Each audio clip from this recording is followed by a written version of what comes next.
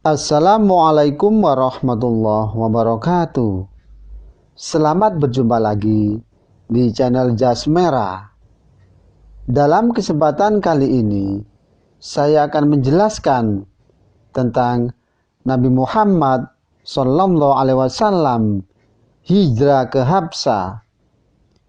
Bahwa ketika Rasulullah SAW melihat kaum muslimin tidak tahan menghadapi gangguan kaum kafir Quraisy yang makin lama semakin hebat, beliau menganjurkan mereka berhijrah ke negeri Habsah atau Ethiopia.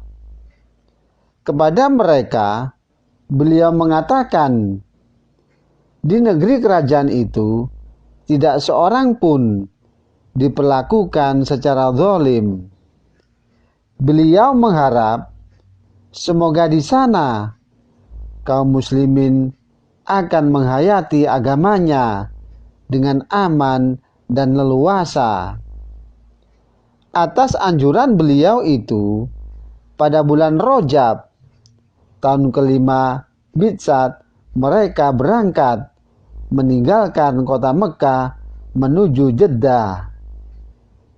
Bahwa perjalanan itu dilakukan pada malam hari untuk menghindari kemungkinan diketahui kaum musyrikin. Dan setibanya di Jeddah, mereka melihat sebuah perahu yang sedang dalam menuju perjalanan menuju ke Habsah atau Ethiopia dengan biaya masing-masing tidak lebih dari setengah dinar.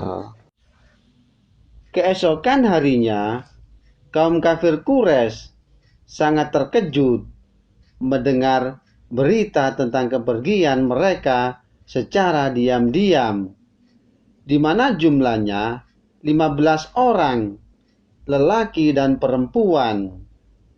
Dan kemudian kaum kafir Quraisy sangat khawatir kalau kaum muslimin akan melakukan kegiatan dakwah yang berada di daerah Habsah, hingga kedudukan mereka menjadi kuat dan sukar dilawan. Untuk menggagalkan perjalanan ke negara Habsah, kaum musyrikin Mekah segera pergi ke Jeddah dan bertekad hendak memaksa kaum muslimin kembali ke kota Mekah. Akan tetapi mereka kecewa karena kaum muslimin telah berangkat meninggalkan pelabuhan Jeddah sebelum mereka tiba. Dan di antara orang-orang yang berhijrah ke negara Habsah itu terdapat Abdurrahman bin Auf, kemudian Zubair bin Al-Awwam, dan juga Mus'ab bin Umar, kemudian Utsman bin Madsun, dan juga Suhail bin Baidah, kemudian Hatib bin Ani, dan Abdullah bin Mas'ud. Dan selain mereka, terdapat pula beberapa orang yang berhijrah bersama para istrinya. Di antara mereka adalah Utsman bin Affan bersama istrinya, yakni Ruqayyah binti Muhammad Rasulullah Sallallahu Alaihi Wasallam, dan juga Abu Salamah bin Abdul As'ad atau Asad bersama istrinya, yakni Ummu Salamah, dan juga Abu Hudzaifah bin Utbah bin Rabi'ah bersama istrinya, yakni Suhaila binti Suhail, dan juga Amir bin Abi Rabi'ah bersama istrinya, yakni Laila al-Adawiyah. Dan setiba mereka di negeri Habsah, mereka diterima sangat baik oleh Maharaja Najasyi atau Nejus. Di negeri itu, mereka tinggal selama 3 bulan lebih, terjamin keamanan dan keselamatannya, dan juga dapat menekuni dan melakukan kewajiban agama mereka dengan tenang, serta mereka bebas bersembah sujud kepada Allah Subhanahu wa Ta'ala. Di bawah naungan seorang maharaja yang sangat adil, mereka hidupnya sangat tentram. Tidak ada sesuatu yang perlu dikhawatirkan.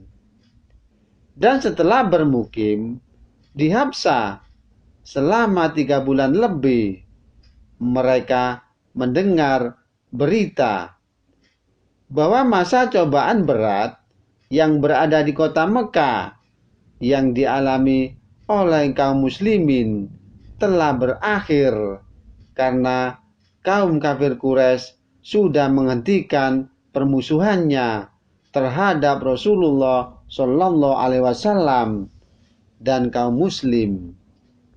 Oleh karena itu, mereka berpikir lebih baik pulang ke kota Mekah dan hidup bersama Rasulullah Shallallahu Alaihi Wasallam daripada hidup di rantau yang sangat jauh dari sanak keluarga.